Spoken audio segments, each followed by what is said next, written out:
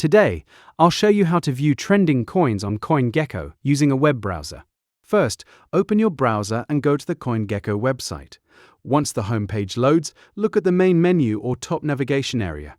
You should see different sections for market data, categories, and coin rankings. To view trending coins, find the section labeled Trending or look for a menu option that leads to market trends.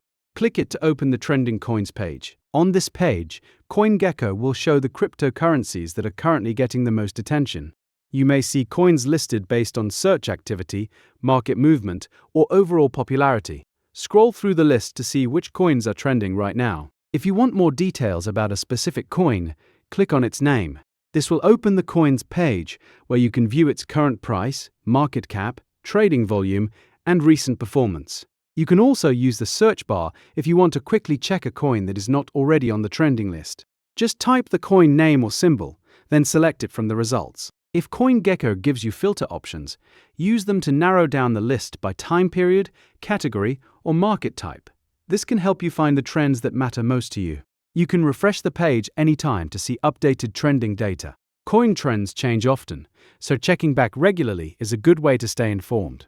And that's how you view trending coins on Coingecko using a web browser.